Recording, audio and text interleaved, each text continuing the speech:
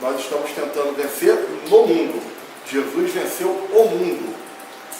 Então era isso que ele dizia. Okay? Então, deu para entender bem isso? Quanto mais evoluído, menos influência da matéria. Jesus, sabe quando é que a gente não sofre mais influência nenhuma da matéria? Quando a gente não precisa mais encarnar. A partir do momento que a gente precisa encarnar, a gente sofre, é porque a gente ainda tem influência da matéria. Vamos pensar nesse negócio de amor. Qual é o amor mais puro? Qual é o amor mais puro? É o amor de marido ou o amor de filho? Fique à vontade, o marido sempre perde. Eu sei, estou acostumado. O marido sempre perde. O marido sempre perde. É o de filho. O amor do filho é um amor mais puro. Mais sincero? Eu também acho. Aí pensa o seguinte, nós somos espíritos reencarnando para quê? Para evoluir. Reencarna. O que é reencarnar? Reencarnar é morrer, ninguém morre, a gente perde o corpo, mas não sai da vida, reencarna. Acidente de trânsito.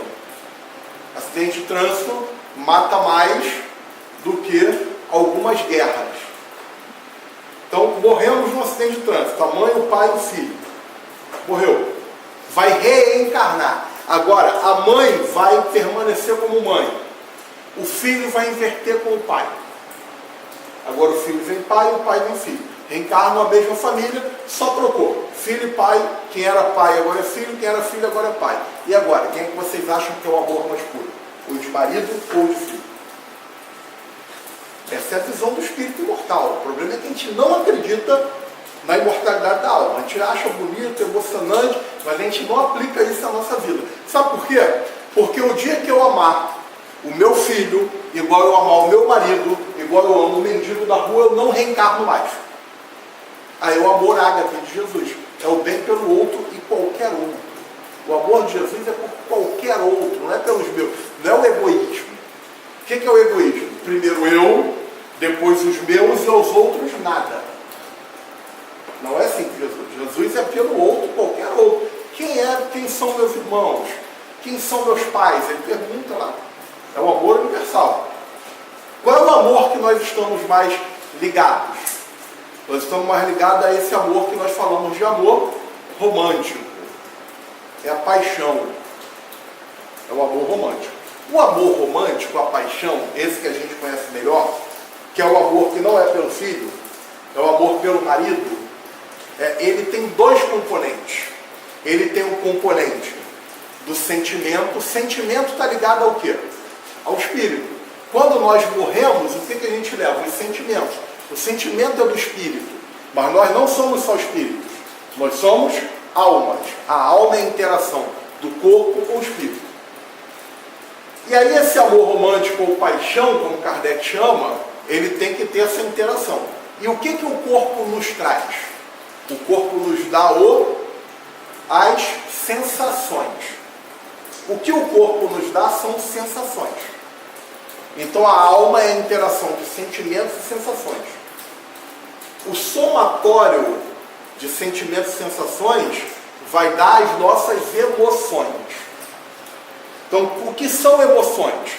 Emoções é a soma dos sentimentos que me regem, mais as sensações que eu possuo. Os dois vai dar emoções. Uma das emoções é a paixão.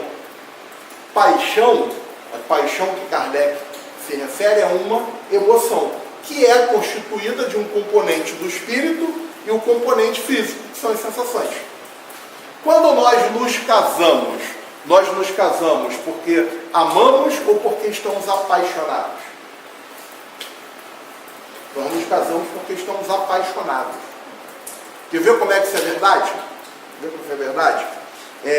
Então vamos entender o seguinte. A parte física, sensação. Nós poderíamos dizer que o desejo é uma sensação. O que a gente está falando de sensação aqui, gente? Sensação. Sensação física, do toque, de ver, sentidos objetivos. Vamos pensar no seguinte. Quando a gente morre, a gente perde a capacidade de ter essas sensações. Quer ver? Para a gente entender de uma maneira mais comum. Quando a gente morre, a gente consegue fumar? Quem tem o vício do fumo? Não consegue fumar. A gente consegue comer? Tem espírito que sente fome. Tem uma polêmica lá no nosso lar, negócio de comida. A gente pode comer, ele até sente fome. Ele acha que está sentindo fome. Podemos ser nós. Sexo, prazer sexual. A gente sente desejo sexual no mundo espiritual? Pode até sentir, mas a gente consegue plasmar um cigarro. O espírito plasma um cigarro e fuma. Está lá no livro dos médios, Kardec diz que o cara lá faz lá uma caixinha de rapé, ele produz a caixinha de rapé, o espírito, com a ajuda do médium. Se uma pessoa encarnada cheirar aquele rapé, vai sentir a sensação do rapé, mas o espírito não. E olha que o rapé foi produzido pelo espírito com a ajuda do fluido do médium. Então o espírito não consegue fumar, ele não consegue comer, ele não consegue beber, ele não consegue fazer sexo. Aliás, abre-se um parênteses e vai dizer, consegue. Como? Olha só, por que ele não consegue? Ele não consegue porque ele não consegue pegar um cigarro e ter um pulmão físico para ter aquela sensação. Ele não consegue pegar um copo de bebida alcoólica, ou uísque, beber e sentir o prazer do sabor, a sensação que o álcool traz a ele. Por que ele não consegue? Porque ele não tem corpo. Quem dá isso a ele, a nós, é o corpo. Então o que ele precisaria, ele morto lá, no mundo espiritual? O que ele precisaria para ter essa sensação? De um corpo. Ele tem corpo? Não tem. Não tem corpo. Porque quando a gente morre, a verdade é que a gente perde uma coisa que chama-se fluido vital. A gente perde a nossa vitalidade. Esse fluido vital é o que nos prende ao corpo. À medida que a gente vai ficando doente, ou que a gente sofre um acidente, ou que a gente vai envelhecendo, o desgaste natural, o fluido vital, ou ele sai rápido, ou sai mais lento, a morte natural. O fluido vital lentamente, a morte sem dor. Não tem mais esse fluido que faz o quê? Que dá a capacidade, o fluido vital dá a capacidade dele interagir com o corpo físico. Então uma pessoa morre aqui agora, morreu agora, ainda está quentinho. O espírito consegue chegar lá e, pum, interagir? Não, porque ele não tem o fluido vital que ele só consegue produzir na reencarnação, na hora que ele vai nascer, ali é o processo, para poder manipular aquele corpo ali e ter a sensação. Mas ele pode arrumar um corpo emprestado? Pode. Tá. Então os espíritos, na verdade, eles não são viciados em cigarro, em bebida, em sexo, ele é viciado em sensações. O que ele precisa? Ele precisa arrumar um corpo emprestado. Quem? Uma pessoa que gosta de fumar, uma pessoa que gosta de beber, uma pessoa que seja viciada em sexo. Aí ele vai, induz aquela pessoa a fazer, porque eles são parceiros, eles têm os mesmos prazeres, os mesmos desejos.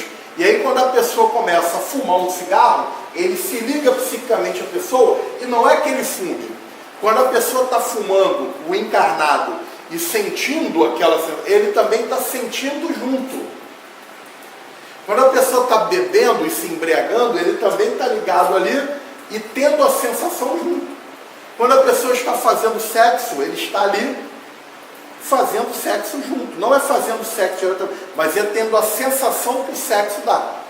Então quer dizer que quando eu estou fazendo sexo, tem um monte de espírito me sugando, me vampirizando? Depende. Depende, é isso que nós vamos falar. Qual é o problema? O problema é que tipo de sentimento está gerenciando essa relação. Há livros aí que demonstram que quando você se utiliza do sexo apenas pela sensação, apenas pelo prazer, sem nenhum tipo, porque Kardec diz que a poligamia é a regressão ao estado animal. Kardec diz que na poligamia não há sentimentos, só sensações. E quando eu estou lá só pela sensação, psiquicamente eu não tenho defesa nenhuma. Quando eu estou no sexo por amor, com a pessoa que eu gosto, que eu me sinta bem, que eu ame principalmente, o ambiente fluídico impede que os obsessores sequer se aproximem. Quando não há sentimento, quando não há amor, eles chegam a montar uma arquibancada em volta. Para quê? Para ficar usufruindo da sensação. Por isso que às vezes as pessoas viciadas em sexo acordam cansadas. Porque no livro Sexo e Obsessão, o Filomeno de Miranda, junto com o Divaldo, vai relatar, por exemplo, encarnados que durante o sono são desdobrados. Olha só que coisa interessante e macabra ao mesmo tempo. Eles desdobram o camarada, levam lá para o mundo espiritual, encarnado. O cara está com um cordão de prata ligado ao corpo. Mostram cenas de pornografia para aquele encarnado ficar excitado sexualmente. Quando ele fica nesse estado, dessa sensação, o espírito se liga nele e vampiriza ele a noite inteira, as energias sexuais dele, e ele acorda cansado, como se não tivesse passado a noite inteira trabalhando.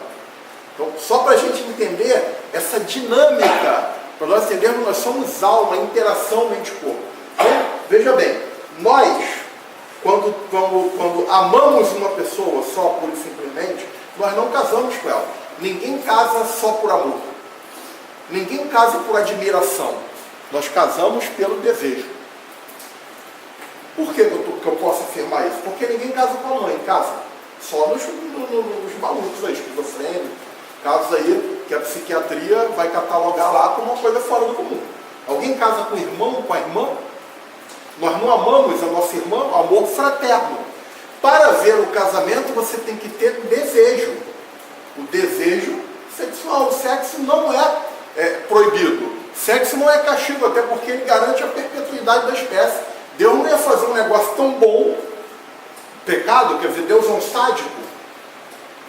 O problema é a maneira como a gente conduz. Então, se eu tenho amor, se eu sinto amor por uma pessoa, me sinto bem e tenho desejo por ela, isso é o quê? Isso é uma emoção, isso é paixão. Tem um casal amigo que nós estudamos juntos durante a adolescência. Eles sempre eram muito colados, muito unidos. Todo mundo sempre achou que eles iam se casar. Não se casaram, casaram-se com outras pessoas, tiveram casamentos horríveis, separaram, depois voltaram a se encontrar, voltaram a ser muito amigos. E um dia eu perguntei para ele, eu falei, por que você nunca casou com a fulana? Você ficou falou, a gente já conversou sobre isso, mas é porque eu gosto muito dela, eu a amo muito, mas eu não tenho desejo por ela. Desejo eu tenho pela minha ex, que eu casei e não deu certo o casamento. E ela a mesma coisa. Muita gente diz que casamento é 60%, sexo é 60% do casamento, mas não é. Pesquisas dizem que o sexo é 20% do casamento, mas é 20% que não pode faltar. Porque para uma união marido e mulher, ele é essencial. Qual é o nosso problema? É que quando a gente casa, nós aqui, espíritos em evolução, brigando contra nós mesmos, tem amor? Amor sempre tem. Porque Deus é amor, dizia João. Nós somos filhos do amor. Então o amor tem lá a semente do amor a ser desenvolvida. Tem desejo? Tem desejo, mas tem só amor? Porque pode ter uma coisa junto chamada orgulho. E olha só, tem um pouquinho de amor, tem muito orgulho, tem desejo. Vai dar um bom casamento? Tem um pouquinho de amor, tem egoísmo e tem desejo. Tudo isso são emoções. Paixão. Tem vaidade, tem um pouquinho de amor, sentimentos, coisas do espírito, tem desejo. Aí fala assim, minha mulher, por que ela fez isso comigo? E agora o que os outros vão dizer? Isso é amor? Vamos lá. Por que ela fez isso comigo? Isso é o quê? Egoísmo, ou melhor, orgulho. O que é orgulho? O orgulhoso, ele acha que ele é melhor que os outros. Se tivesse feito com outra pessoa, não tinha problema. Mas com ele é o bambambam, ele é o melhor. Onde é que ela vai arrumar coisa melhor? O que os outros vão dizer? É amor? Vaidade, né? O que o vaidoso precisa? O vaidoso precisa da aprovação dos outros. O vaidoso precisa. Nem sempre o orgulhoso é vaidoso, que às vezes o cara é tão orgulhoso que ele não quer saber da opinião dos outros. A própria opinião já basta para ele. E por que ela, além dela fazer isso, por que ela fez isso comigo? que os outros vão dizer? Minha mulher. Minha mulher é o quê? Egoísmo. Egoísmo. Todos derivam do orgulho.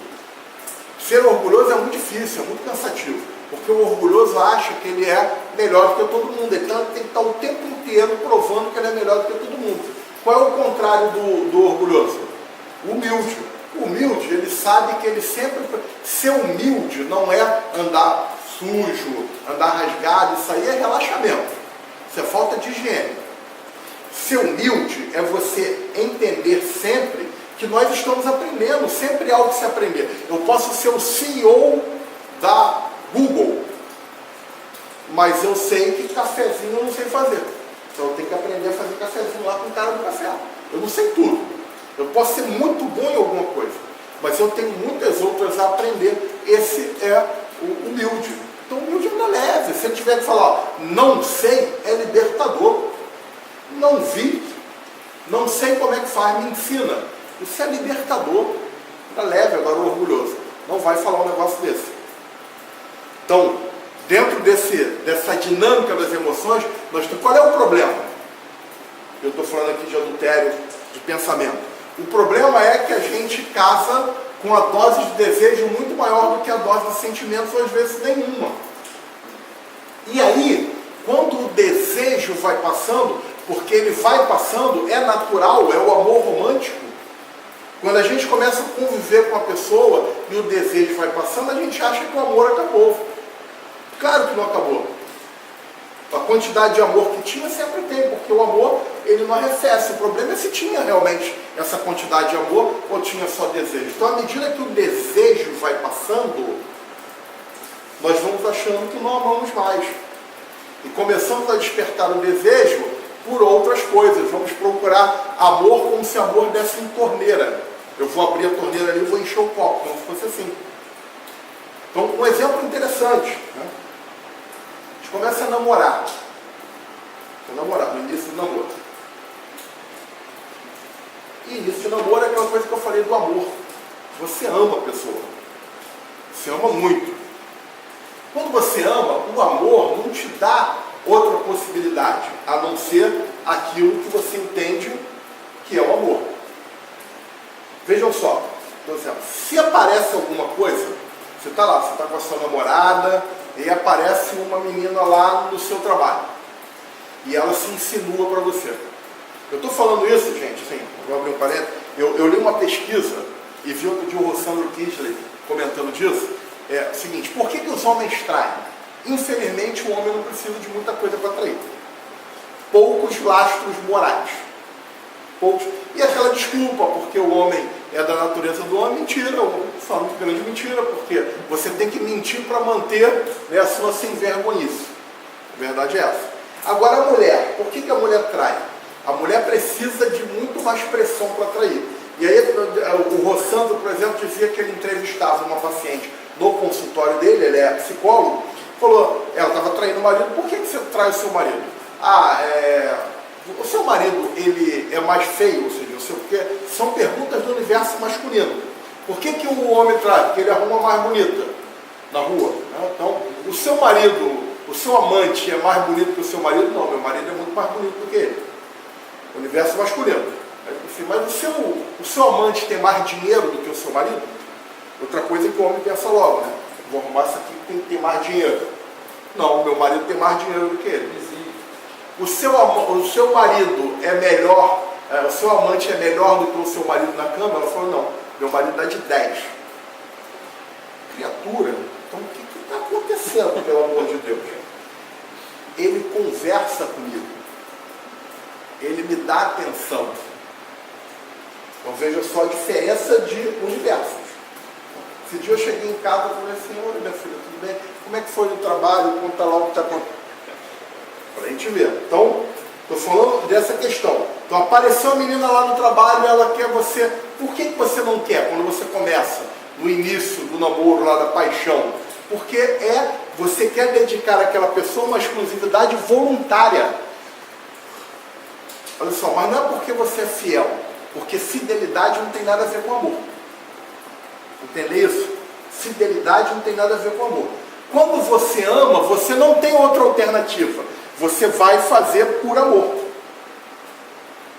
Uma mãe amamentando o seu filho. Aí a pessoa chega, mãe, parabéns por cumprir o seu dever moral de amamentar o seu filho. Fala, você é louco, maluco, né? Eu não estou amamentando meu filho por dever moral, eu estou amamentando meu filho porque eu não tenho outra alternativa. Eu amo meu filho, eu não vou deixar meu filho sem. Está entendendo que o amor é um sentimento que te move e o amor resolve tudo? O amor resolve tudo. Se você ama, já está resolvido. Então, no início, não adianta, não vai tentar que não vai dar certo. Agora, 15 anos depois, 20 anos depois, você já não ama todo. E aqui eu estou falando do amor romântico, o amor paixão, que tem o quê? O componente físico, o componente da sensação. 15 anos depois, essa sensação já diminuiu. Você já não ama tanto. Você já não vê tanta graça naquela exclusividade voluntária. Aliás, você gostaria de experimentar outras coisas. Seria maravilhoso, né? Provar outras coisas. E aparece a oportunidade lá, a vizinha, querendo.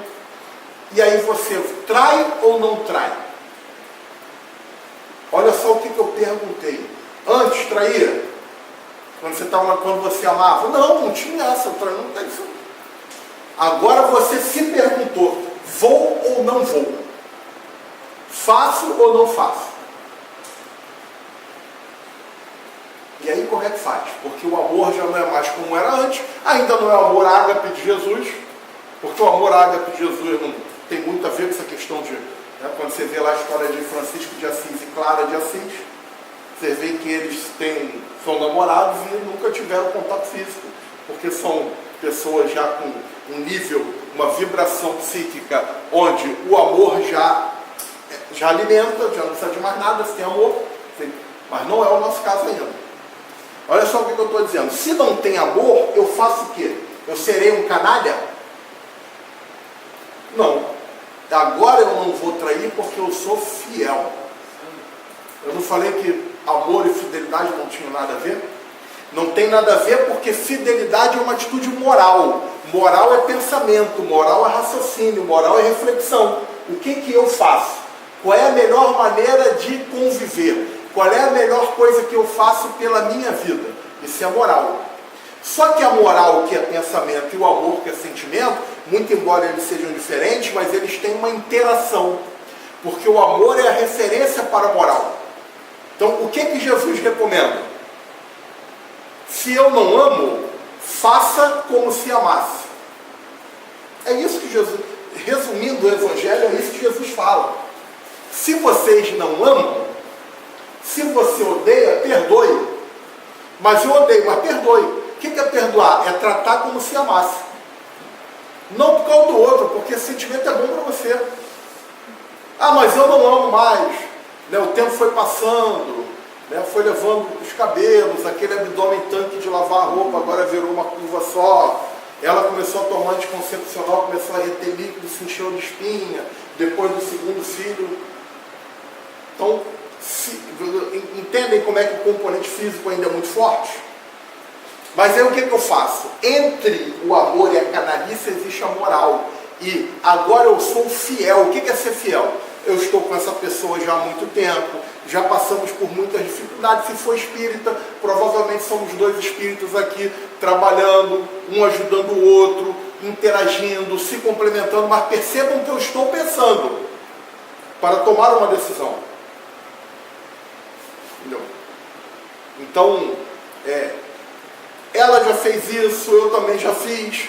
Então, moral é pensamento. E qual é a referência para a moral? O amor. Faça como se amasse. Então eu vou agir como se eu não vou trair.